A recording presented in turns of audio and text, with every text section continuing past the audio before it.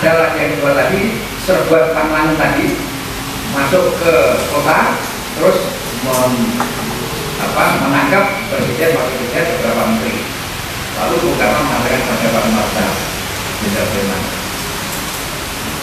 Panglima, Anda kan baru sakit, paru-parunya tinggal satu, kita ikut tinggal kota saja, berobat. Beliau jawabnya apa? Sudirman bisa sakit, tapi Panglima tidak akan sakit. Tugas saya berada dengan anak buah, sehingga beliau memimpin gerilya. Itulah hari pertama terjadinya gerilya di Yogyakarta, 19 Desember 1948. Nah, beliau terus bergerilya sehingga Belanda menganggap presiden sudah ditangkap, tentaranya sudah tidak ada karena panglimanya sudah tidak ketemu. Mereka berkuar di dunia, mengatakan bahwa Indonesia sudah tidak ada, pemerintahnya sudah tidak ada, tentaranya sudah tidak ada. Jadi di peta pun sudah hilang. Nah, gitu. Terus oleh perjuangan waktu itu, ya namanya masih ada tentara kan akan menyerang pos itu. 4 kali diserang pos di Jogja ini malam hari, tapi nggak ada tahunya. Nah, saudara ke-9 itu dengar dari siaran radio Amerika bahwa akan ada sidang umum PBB yang akan membahas tentang Indonesia. Nah, kalau orang lain kan nggak akan benar, tapi saudara sebelum Menteri Pertahanan kan bisa mengetahui bahwa PBB akan ada sidang umum yang akan membahas tentang nasibnya Indonesia. Maka beliau menyerahkan kepada Bangsa Besar sebaiknya diadakan pertemuan yang berbeda siang hari.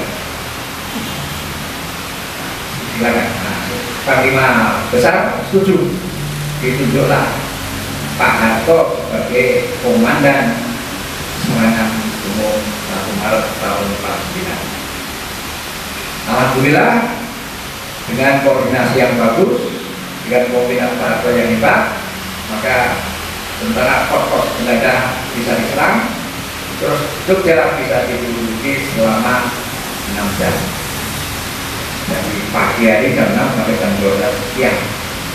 Terus mundur kenapa mundur? Karena Belanda terus mendatangkan bantuan dari Magelang, dari mana-mana, dari Semarang, ya. Tetapi ini sudah cukup bagi saudara 9. Berita ini dipancarluaskan sampai ke lagunya Angkatan Udara yang di Gunung Kidul, di Palian, ya di Mataram. Dari sana dipancarluaskan sampai di India sampai di PBB. Nah, masyarakat dunia kan tuh dengar loh, Belanda ini ngomongkan katanya Indonesia sudah pertanyaan aja sudah ada.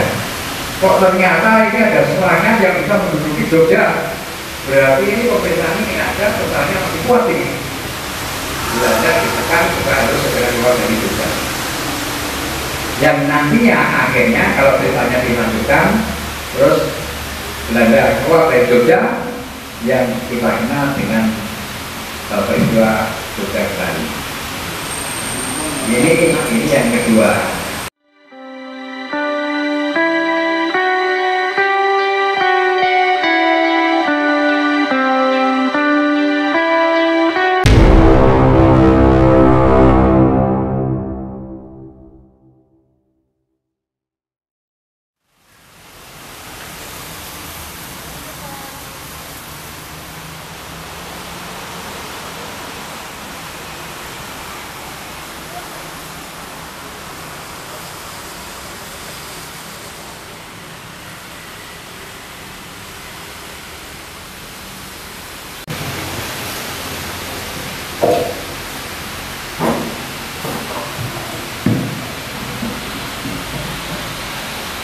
Assalamualaikum warahmatullahi wabarakatuh.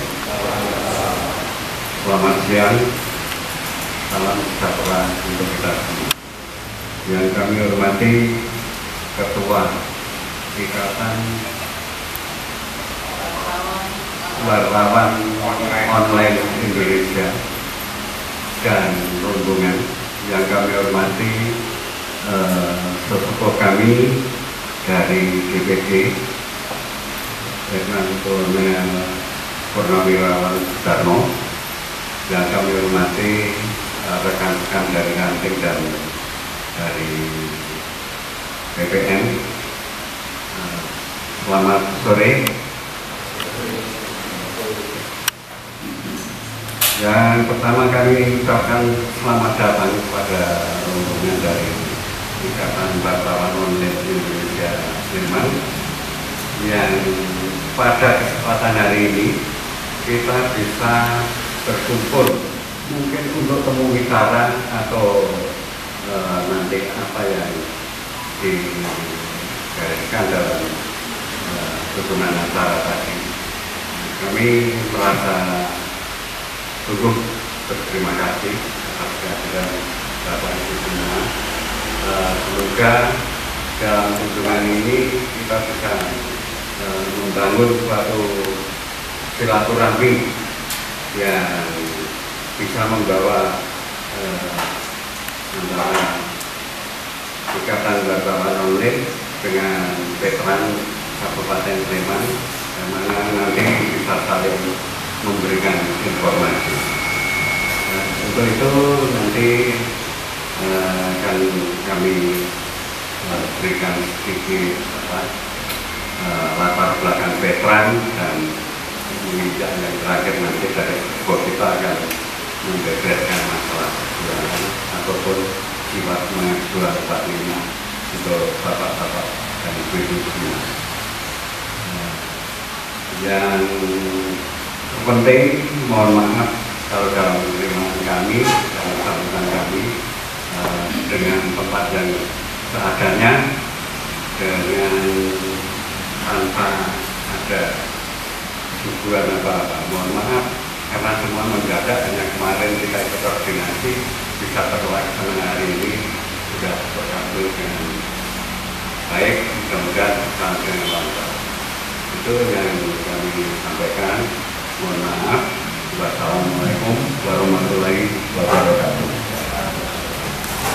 Kami sebagai generasi muda, hari ini kami merasa sukacita dan senang bisa hadir di tempat yang luar biasa, dan baru pertama kali ini kami hadir. Kami adalah pengurus perwakilan dari Ikatan Wartawan Online Indonesia Kabupaten Sleman yang baru dilantik pada tanggal 21 Oktober 2023 di Sleman, dihadiri oleh para pimpinan Kabupaten Sleman, Ibu Bupati, Bapak Wakil Bupati, Pak Sekda, dan juga dengan seluruh pemimpin yang hadir di Kabupaten Sleman. Dan hari ini kami hadir di tempat ini membawa rombongan. Saya ingin memperkenalkan satu persatu. Yang pertama, saya sendiri sebagai Ketua Ibu Kabupaten Sleman, nama saya Jupiter Owe. Yang kedua adalah Wakil Ketua satu Bapak Rian. Yang kedua, Wakil Ketua 2 adalah Bapak Suarmanto. Sekretaris Bapak Danu Doyo. Sekretaris, Wakil Sekretaris Mas Rito. Bendahara Pak Suwarno. Kemudian Bendahara 2 Ibu Fatmawati. Kemudian bidang-bidang diwakili ada Ibu Nuni. Kemudian juga dengan Bapak Bruni, kemudian Pak Bruni juga mewakili teman-teman dari bidang.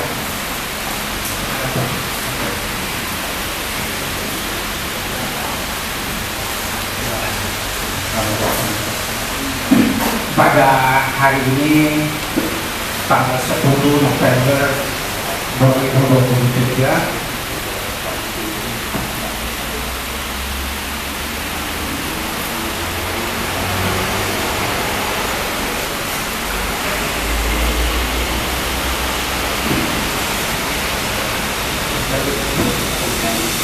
hari ini tanggal 10 November 2023, di mana diperingati sebagai Hari Pahlawan Nasional yang ke-78 pada tahun 2023, dan pagi tadi sudah diadakan upacara peringatan Hari Pahlawan Nasional.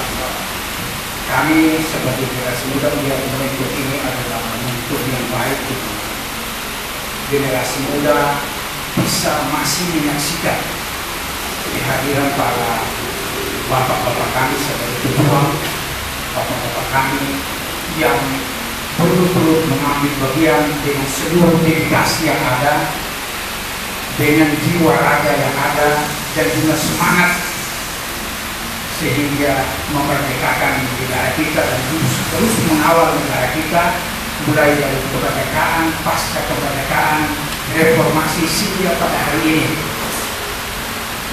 Kami mengucapkan salam hormat yang tinggi kepada para pendahulu, para generasi veteran pejuang yang sudah mendahului kita semua, mendahului para veteran pejuang yang hari ini masih tersisa, khususnya di Kabupaten Sleman. Dan kami merasa bersukacita karena bisa bertemu dengan para pejuang, para veteran yang turut terlibat secara langsung. Kami ingin mendengar kisah itu sehingga kami kemarin matur kepada Bapak Ketua agar kami diberi waktu dan kesempatan agar kami bisa mendengar secara langsung, sehingga akan kami sampaikan, melanjutkan berita ini kepada khalayak bahwa pejuang-pejuang dulu tidak memikirkan masa depannya secara pribadi, tetapi perjuangan untuk Indonesia yang lebih baik.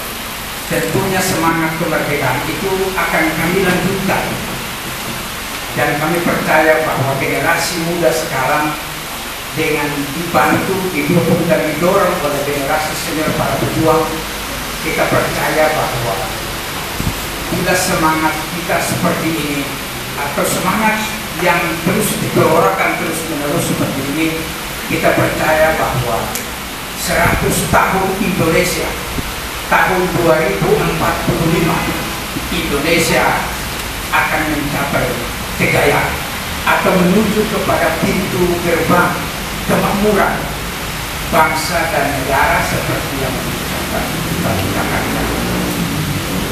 Dan kami sebagai generasi muda memohon bimbingan, memohon dukungan agar kami dimampukan supaya bisa memegang amanat itu tanpa melupakan jasa-jasa. Sebab terkadang generasi muda berada euforia yang terlalu bersemangat melupakan generasi tua. Kita mengingat kembali tentang sebuah kalimat atau itu yang mengatakan bahwa bangsa yang besar adalah bangsa yang menghargai jasa para pahlawan. Untuk itu hari ini kami datang. Lebih dan kurang kami ingin mengatakan bahwa kami adalah generasi penerus bapak-bapak.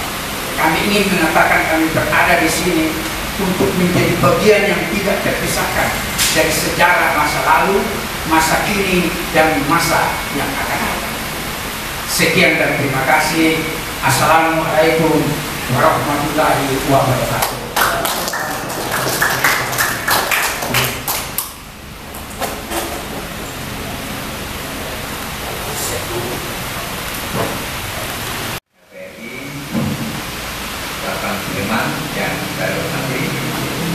Alhamdulillah pada sore hari ini kita dapat bersama-sama bertemu di kantornya LPRI Sleman.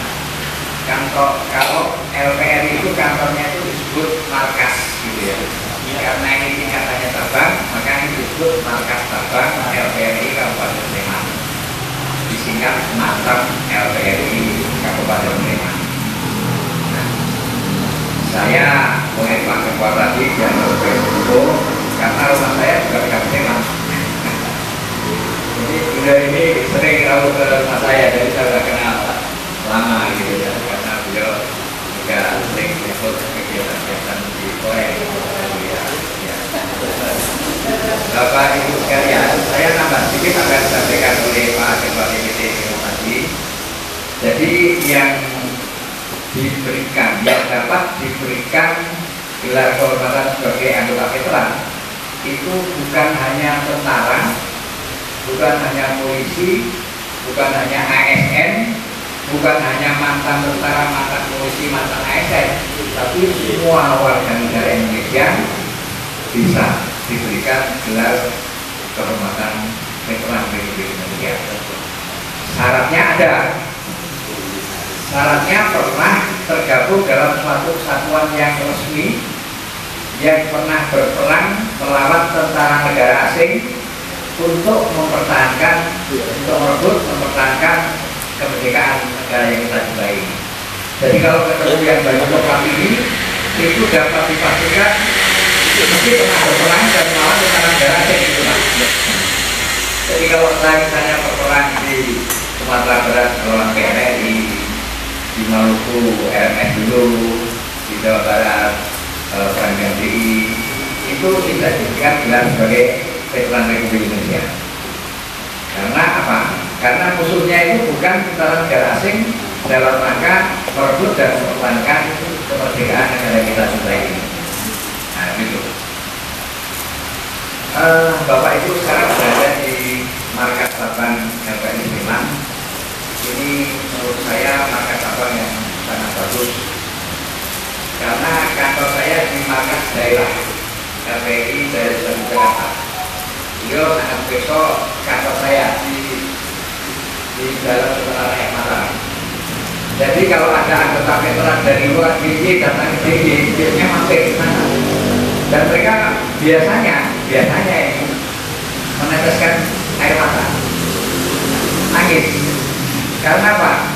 Karena kantornya itu sudah protokol nggak karuan, dibuat tahun 85 dan tidak. Kami veteran nggak punya apa-apa, nggak mampu untuk memperbaiki.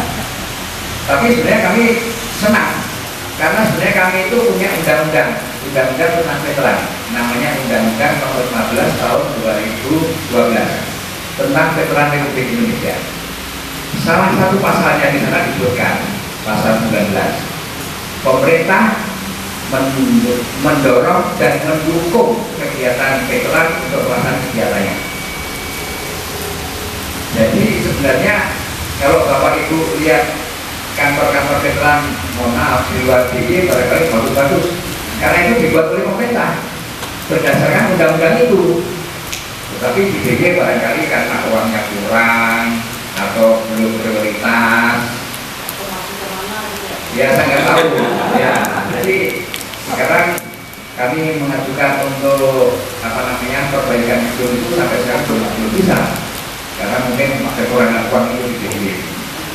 Mudah-mudahan nantinya DIY banyak duitnya sehingga bisa bantu veteran sesuai dengan undang-undang itu.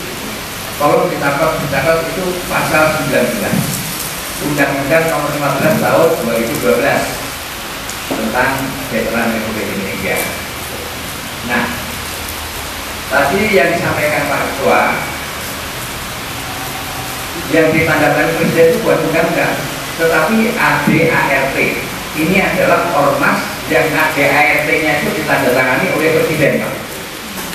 Jadi kelihatannya ya nggak main-main ya, karena tandatangan Presiden gitu ya. Undang-undang itu terdiri dari banyak pasal. Salah satunya misi veteran itu adalah melakukan sosialisasi jiwa, semangat dan nilai juang 45 dalam rangka melestarikan nilai juang itu. Nah, tentunya arahnya kepada generasi penerus. Generasi penerus itu bukan hanya generasi muda. Generasi saya yang misalnya sekarang masih menjabat itu juga generasi penerus. Nah, kenapa veteran itu memilih melestarikan JSN 45 itu pada generasi penerus? Karena rasa keprihatinan veteran. Prihatin melihat kondisi saat ini itu prihatin. Kok jual temen bapak-bapak saya, ibu-ibu saya pejabat publik, apa itu kepala daerah, apa itu gubernur, apa itu bupati, apa itu anggota DPR, DPRD yang masuk bumi. Jadi kami veteran ini prihatin. Tadi disampaikan Pak Ketua, kebetulan saya bukan Ketua Panglima, saya termasuk dalam kelompok veteran pembela kemerdekaan. Tadi juga mengatakan ada beberapa pengelompokan veteran. Yang pertama itu veteran perjuang kemerdekaan, itu yang berjuang tahun 45 sampai 49. Lalu yang kedua veteran pembela kemerdekaan. Lalu yang ketiga veteran perdamaian, dan satu lagi veteran anggota. Veteran anggota yang gugur pada saat berjuang melawan tentara asing untuk merebut dan mempertahankan NKRI. Nah, kami bukan veteran perjuang, karena veteran perjuang itu berjuangnya tahun 45-49. Saya tahun 45 baru lahir. Jadi kalau 45 baru lahir, sekarang menurut saya baru 79 tahun. Alhamdulillah saya masih paling bisa coba di sini. Tapi mau naik sepeda motor, alhamdulillah saya masih bisa Pak naik sepeda motor. Tapi karena panas banget, saya bawa kendaraan roda 4. Kalau nggak panas, saya nggak naik sepeda motor. Alhamdulillah. Saya pada umur 79 masih paling bisa naik sepeda motor, itu saya sangat bersyukur. Dengan doa saya, mudah-mudahan kisah hidup saya masih ada manfaatnya bagi teman-teman saya, teman-teman yang lain bersama gitu ya. Nah, tadi saya katakan, kenapa veteran itu memilih untuk melestarikan jiwa semangat dan kejuangan 45, karena keprihatinan tadi itu. Setelah dilakukan riset, dilakukan penelitian, dilihat apa sih sebenarnya kok bapak-bapak kita, ibu kita yang menjadi pemimpin banyak yang ditangkap KPK masuk bui. Ternyata lupa akan nilai-nilai juang yang dulu digunakan oleh para pejuang. Nah, nilai itu bisa kita lihat kalau kita itu melihat gambarnya, fotonya, ceritanya perjuangan dulu. Setelah 45 di negara kita diproklamasikan kemerdekaannya, itu masih ada perang-perang melawan tentara asing itu yang tadi kita sampaikan waktu operasi Trikora. Operasi Trikora itu waktu merebut kembali Irian Barat dulu namanya, yang sekarang namanya Papua. Lalu ada itu musuhnya Belanda. Lalu ada pertemuan lagi di Kalimantan Utara. Pada waktu kita itu konfrontasi dengan Malaysia. Musuhnya di sana ada Inggris, ada Australia. Lalu ada lagi yang di Timur tahun 75, itu musuhnya Portugis. Kebetulan saya kebagian hidup sama tentara Portugis, sehingga saya diparingi gelar kehormatan sebagai anggota Portugis. Nah, sebenarnya jiwa semangat nilai-nilai juang 45 itu apa? Kalau kita melihat, saya ingin contohkan satu pertempuran saja Pak di Jogja ini. Jadi begitu negara kita diproklamasikan kemerdekaannya, maka para pejuang waktu itu langsung berusaha mencari senjata. Karena dulu senjata teknologi itu belum punya kita. Ada tapi sangat terbatas. Senjata yang paling banyak namanya senjata mobil Pak. Senjata mobil itu apa? Wani pernah berperang, berani menghadapi musuh. Kenapa berani? Karena dia punya rasa cinta tanah air Pak. Ini adalah nilai utama, nilai yang bagus dari para pejuang dulu. Nilai jualnya apa? Cinta tanah air. Kalau orang itu sudah cinta tanah air, dia mau berkorban apa saja demi tanah airnya. Dia tidak akan merogoti hak-haknya orang lain supaya negara ini menjadi baik. Dia tidak akan korupsi karena uang ini sebenarnya uang rakyat. Nah, nilai ini yang kelihatannya sudah dilupakan. Oleh karena itu kami itu ditugasi untuk melestarikan, untuk melakukan sosialisasi tentang nilai-nilai ini. Satu yang dikatakan tadi, nilai cinta tanah air. Sekali lagi, kalau kita cinta tanah air, orang juga berani. Di samping kita berani karena ini adalah membela negara, bangsa, dan rakyat kita. Nah, ini kalau tentara nih Pak ya, Bapak Ibu ya. Tentara itu diajari kalau mau maju perang ada senjatanya. Saya dari Monok. Kemudian saya kalau panggil saya bukan pangkatnya, bukan jabatannya, panggil namanya. Nama saya Darmo. Nom, kamu berangkat perang ke Timur Timur. Kamu nggak usah takut. Satu, kita ada Tuhan. Jadi nyawa itu yang punya Tuhan. Yang kedua, setiap peluru yang dibuat oleh suatu pabrik itu sudah punya alamatnya masing-masing. Kalau peluru itu alamatnya tidak pada kamu, nggak akan sampai ke depan kamu gitu. Ini membuat kami semangat dari hati Pak. Coba pabrik Sliwer di sana karena nggak ada alamat saya ya lewat aja gitu ya. Ini senjata ampuh ini. Ini senjata bukan main-main ini Mas, Bapak Ibu sekalian. Jadi tadi itu ya kita tanah air mengakibatkan berani berkorban untuk bangsa dan negara. Yang dikorbankan apa? Bukan hanya harta benda, termasuk jiwa negaranya, nyawanya dikorbankan nggak apa-apa untuk negara. Saya akan berikan contoh sedikit, contoh yang sangat simpel, sangat sederhana. Nah ini dari mantan pemasuk saya. Saya keluar dulu dari Australia. Jadi kalau perang itu begini, Bapak Ibu sekalian. Misalnya saya di sini, di depan itu musuhnya. Ini Ororo misalnya. Ororo tahu ya? Lapangan terbuka. Supaya saya bisa nyerang sana kan harus ada orang yang mancing perhatian mereka. Entah lewat kanan, entah lewat kiri, mancing. Nah, kita melepaskan anggota untuk mancing itu. Anggota itu tahu persis kalau saya akan mati di sana. Ya, untuk mancing kan ditembaki dari sana Pak. Tapi itu mesti berangkat. Karena apa? Dia yakin bahwa ini untuk kepentingan bangsa dan negara. Itulah nilai-nilai seperti itu yang ingin kami selesaikan. Kami buatkan kepada kita terus. Jadi kalau sudah untuk bangsa dan negara, apapun yang kami miliki, jadi termasuk jiwa kan, termasuk nyawa. Ini penting Pak, Bapak Ibu sekalian. Jadi kalau sudah punya tekad seperti itu ya sudah. Apalagi kalau berkorban sedikit untuk ikut dari jalan, nggak apa-apa. Berkorban sedikit untuk bantu orang lain nggak apa-apa. Nyawanya diberikan untuk negara kok bisa. Tadi baru satu cinta tanah air sehingga rela berkorban untuk bangsa negara secara ikhlas. Di samping itu juga ada disiplin, kejujuran, mau bekerja sama dengan orang lain. Jadi kalau sudah berperang itu nggak akan mikir lagi ini saya hanya sebelah kanan saya ini Pak Ketua. Pak Ketua itu namanya Pak Suradi. Pak Suradi itu namanya apa?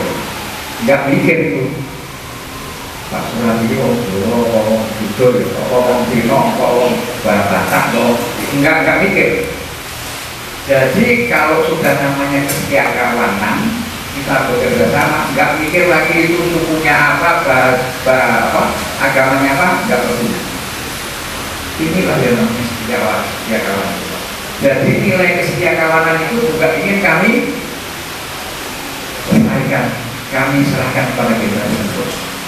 Supaya kalau untuk kegiatan yang baik kegiatan negara itu nggak pernah mikir-mikir lah. Saya orang Islam, Pak Suradi itu orang Kristen ya, Kristen. Tapi biasa, kalau apalagi lebih pertempuran, bukan di sini saya tiara di sini, beliau kerja di tangan saya, ya saya biasa nggak apa-apa. Nah, ini kami ingin selesaikan jiwa setia kawan, jiwa bersama-sama kebersamaan itu generasi terus perlu. Ini sebenarnya sesuai dengan semboyan kita, Bhinneka Tunggal Ika. Dan itu benar di Indonesia itu memang ada itu. Kenapa kita punya semboyan seperti itu? Karena di Indonesia itu ada. Zaman dulu itu orang nggak mikir beda agama, beda suku, beda ras, apa tidak? Enggak. Di lingkungan kami tidak pernah ada perasaan seperti itu, dan ini ingin kami kembalikan untuk generasi-generasi berikutnya. Sehingga kalau namanya berjuang untuk bangsa dan negara, ya tidak perlu ngomongkan aku tak milik. Maaf ya, ini kan mau pilpres. Nah, nanti tidak akan pilih yang beragama Islam saja karena saya orang Islam. Enggak. Saya sebagai tentara dipimpin orang non-Islam itu sudah sangat biasa. Enggak ada masalah apa-apa. Yang namanya Maraden Panggabean semua sudah hafal, sudah tahu itu bukan Islam, tapi itu telah menjadi panggilan saya. Ini layaknya di DIY. DIY itu orang yang nggak pernah mikir-mikir orang itu dari mana, pokoknya dia bagus, mau memajukan DIY, dia akan jadi pejabat DIY. Salah satu contoh, di Sleman itu dulu dipimpin oleh seorang bupati yang bukan orang Jawa. Bukan orang DIY maksud saya. Maksud itu paling Elias, ya, itu sehingga pada waktu kami ke daerah lain, ini saya pamerkan. Karena Pak, saya punya kekhawatiran di DIY itu siapapun bisa mimpin di sini, tetapi di daerah lain itu tidak bisa dimasuki orang di DIY walaupun orangnya baik. Nah, ini awal-awal dari otonomi daerah. Nah, ini ceritanya sampai ke otonomi daerah seperti itu.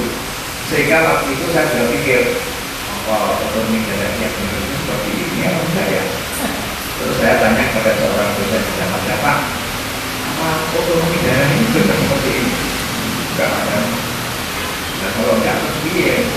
Kalau mau karirnya di mana? Gak ada. Lalu dibuka proyeknya itu ya, apa itu Pak? Di komisi lokal dan otonomi daerah. Kalau saya mau belajar di sana, boleh.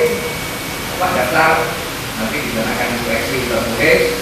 Terus kalau lulus seleksi lisan, kalau lulus Bapak kuliah di sana. Saya tanya, sudah ditutup belum? Nah, kalau itu tapi saya katakan.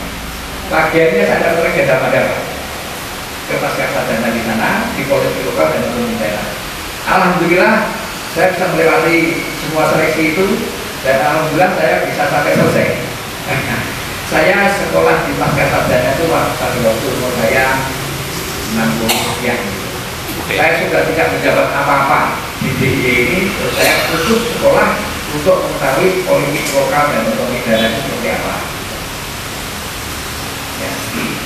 Nah, ini apa namanya, boleh baru sekali. Tapi saya hanya ingin menyampaikan satu, kita tanah air ini bukan sebenarnya bela berkorban, disiplin, jujur dan seterusnya. Nah, setelah kemerdekaan kita diproklamasikan, ternyata kita masih perang. Orang yang pertama di Jogja setelah kemerdekaan itu berebut senjata di Kota Baru. Tanggal 7 Oktober 45.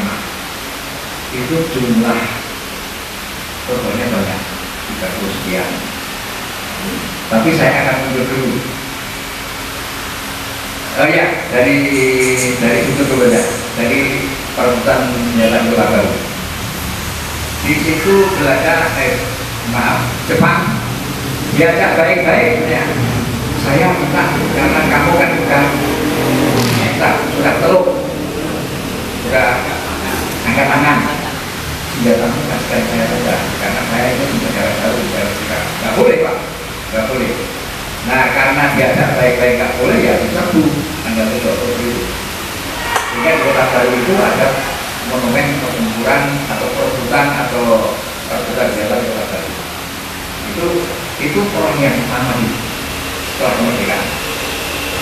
Nah, setelah itu apa ada lagi yang bisa diduga ada. Yang kedua, yang kita kenal dengan agresivitas kedua, tanggal 19 Desember 46. Belanda dengan kita sudah menandatangani perjanjian Tapi perjanjian damai itu dilanggar sehingga 19 Desember itu Megowo itu diserbu oleh tentara Belanda yang dipimpin oleh seorang kolonel namanya Kolonel Marmana. Itu pasukan pertahanan Pangkalan. Nah ini orang tahu itu tahu. Pasukan pertahanan Pangkalan ya Pak ya? Ya. Pasukan pertahanan Pangkalan habis di sana karena dibongkar oleh Belanda. Terus dia menjalankan pasukannya masuk ke kota melalui 3 poros. Jalan Solo, lalu sebelah utaranya. Ini sebenarnya sudah diketahui oleh Presiden kita, oleh Panglima Besar juga sudah tahu karena waktu itu ada rapat di Gedung Agung. Terus diputuskan Presiden waktu itu Presiden Soekarno memutuskan kita nggak akan berangkat kantor, kita sudah jadi Taman Belanda apa. Kenapa punya sikap seperti itu? Nanti kalau kita dan istana itu tidak perlu dijaga tentara. Nah ini ada maksudnya ya. Kenapa? Kalau istana itu dijaga tentara, nanti diserbu oleh parlemen, nanti tahanan ini menjadi tahanan perang, bukan tahanan politik. Tahanan politik itu nggak boleh dijiwit saja, nggak boleh. Tapi kalau tahanan perang, bukan di TIT tok.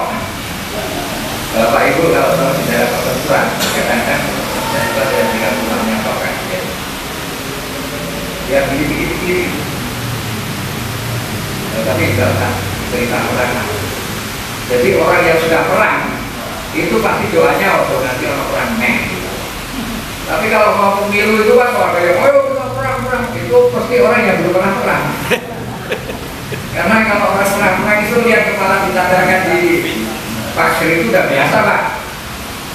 Salah tadarkan di sana orang yang sudah ditangkap walaupun tidak boleh yang dikit-dikit itu sampai tinggal tulangnya itu sudah biasa ya.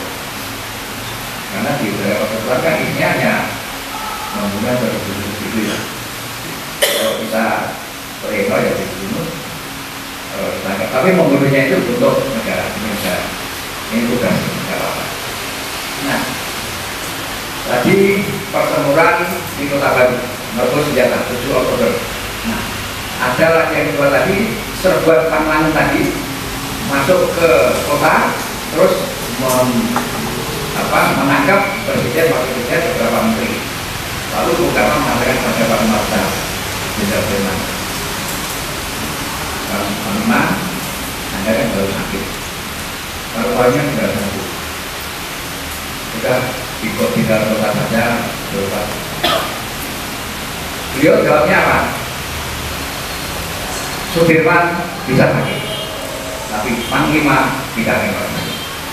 Tugas saya berada di tengah anak buah, sehingga beliau memimpin gerilya. Itulah hari pertama terjadinya gerilya di Yogyakarta, 19 Desember 1945. Nah, beliau terus bergerilya sehingga Belanda menganggap presiden sudah ditangkap, tentaranya sudah tidak ada karena panglimanya sudah tidak ketemu. Mereka berkuar di dunia, mengatakan bahwa Indonesia sudah tidak ada, pemerintahnya sudah tidak ada, tentaranya sudah tidak ada. Jadi di peta pun sudah hilang. Nah gitu. Terus oleh perjuangan waktu itu, ya namanya masih ada tentara kan akan menyerang pos itu. 4 kali diserang pos di Jogja ini malam hari, tapi nggak ada tahunya. Nah, ngesot dalam ke-9 itu dengar dari siaran radio Amerika bahwa akan ada sidang umum PBB yang akan membahas tentang Indonesia. Nah, kalau orang lain kan nggak akan benar. Tapi saudara sebelum Menteri Pertahanan kan bisa mengetahui bahwa PBB akan ada sidang umum yang akan membahas tentang nasibnya Indonesia. Maka beliau menyerahkan kepada Panglima Besar sebaiknya diadakan pertempuran yang gede-gedean siang hari. Silakan. Nah, Panglima Besar setuju ditunjuklah Pak Harto sebagai Komandan Serangan Umum 1 Maret tahun 49. Alhamdulillah dengan koordinasi yang bagus, dengan pimpinan Pak Harto yang hebat, maka tentara pos-pos pendadah bisa diserang, terus Jogja bisa diduduki selama 6 jam. Dari pagi hari jam 6 sampai jam 12 siang. Terus mundur kenapa mundur? Karena Belanda terus mendatangkan beberapa bantuan dari Magelang, dari mana-mana, dari Semarang, ya. Tetapi ini sudah cukup bagi saudara muslimin. Berita ini dipancarluaskan sampai ke lagunya Angkatan Udara yang di Gunung Kidul, di Kalian, ya di Mataram. Dari sana dipancarluaskan sampai di India sampai di PBB. Nah, masyarakat dunia kan terus dengar loh, Belanda ini ngomongkan katanya Indonesia sudah pertanyaannya sudah ada. Kok ternyata ini ada serangan yang bisa menduduki Jogja. Berarti ini pemerintahan ini ada pertahanan masih kuat ini. Belanda ditekan supaya harus segera keluar dari Jogja. Yang nantinya akhirnya kalau ceritanya dilanjutkan, terus Belanda keluar dari Jogja yang kita kenal dengan peristiwa Jogja Bali. Ini yang kedua. Jadi tadi itu yang pertama produkan Kota Baru, senjata Kota Baru. Kedua agresi militer yang kedua. Terus yang ketiga Serangan Umum. Nah tadi pada waktu Presiden beserta Pak Presiden menterinya ditangkap, ditahan dari tahanan politik, itu Kolonel Marlan itu diperintahkan untuk memeriksa keraton Jakarta.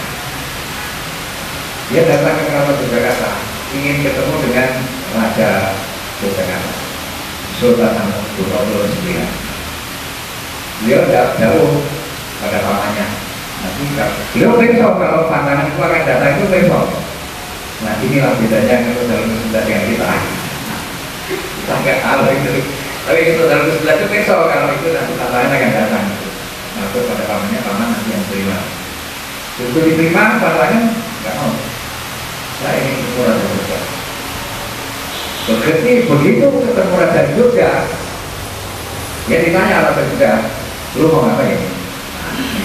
Kira-kira pada sekarang ini tadi diletakkan Ratu Belanda untuk mereka orang nggak apa-apa. Ngomongnya kedua orang itu dengan bahasa Belanda. Ngesot dalam ke-9 itu bahasa Belandanya lebih hebat daripada Parlani. Maka Parlani tidak tahu siapa saudara ke-9. Karena saudara ke-9 itu mendapatkan hadiah pangkat yang tinggi banget dari Ratu Belanda.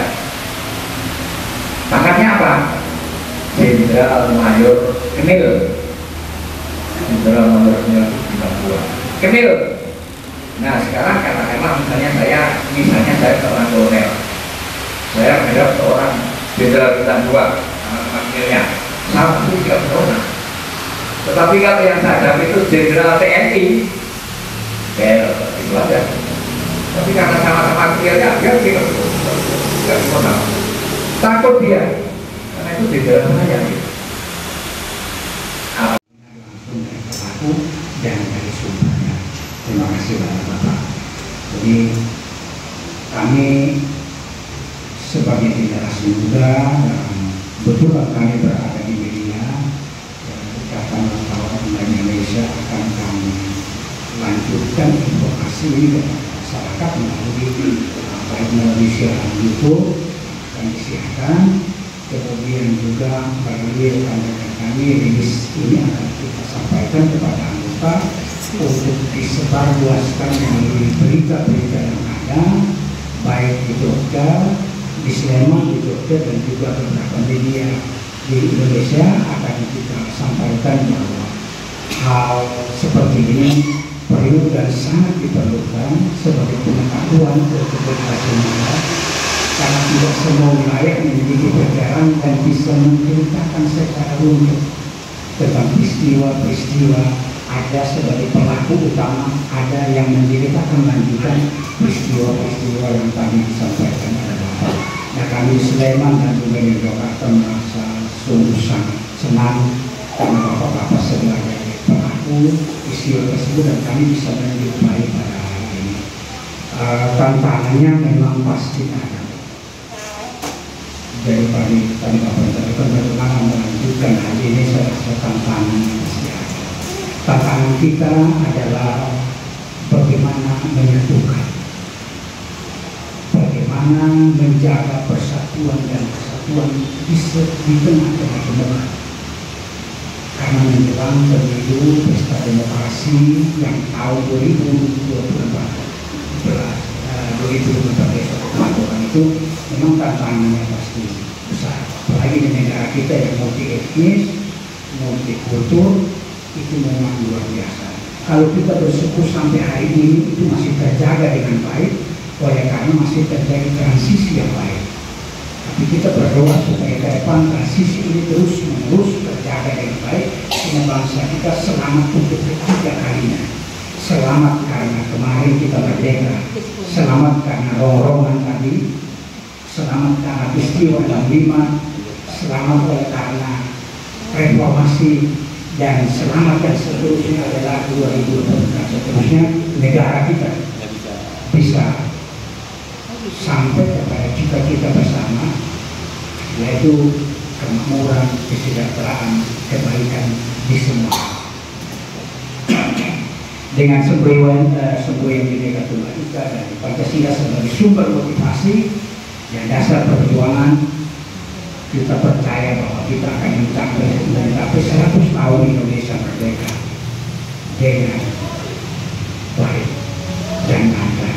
Itu karena juga peran serta doa dari para sesepuh, para pejuang veteran, pejuang pasca kemerdekaan, kemudian pejuang yang tadi disampaikan oleh Bapak, pejuang perdamaian, dan kita harapkan juga generasi yang muda ini bisa banyak belajar dari generasi yang sudah ada Bapak-Bapak. Dan cerita ini, informasi ini akan kami teruskan melalui media-media kami sehingga didengar, kemudian bisa dipahami secara baik dan benar tentang peristiwa dulu. Memang sekarang sejarah menjadi terlupakan oleh bangsa kita, tetapi kita belajar dari sejarah baru bisa mengerti setiap perjuangan sebuah bangsa. Kalau tidak ada sejarah, maka sebuah negara juga tidak memiliki harga, karena tidak ada yang dipertaruhkan. Tetapi kalau negara itu memiliki sejarah, maka negara itu memiliki harga yang sangat mahal seperti bangsa kita. Saya rasa terima kasih mungkin ada tambahan dari Ketua Liga Veteran Kabupaten Sleman, waktu dan tempat yang dilakukan. Matur. Saya mengucapkan selamat atas upacara peringatan Hari Pahlawan 10 November tahun 2023. Kami hadir beserta dengan teman-teman pengurus, dan dengan hati kami ingin berbagi sedikit kepada veteran, kepada senior-senior dan para bangsa dengan tulus paling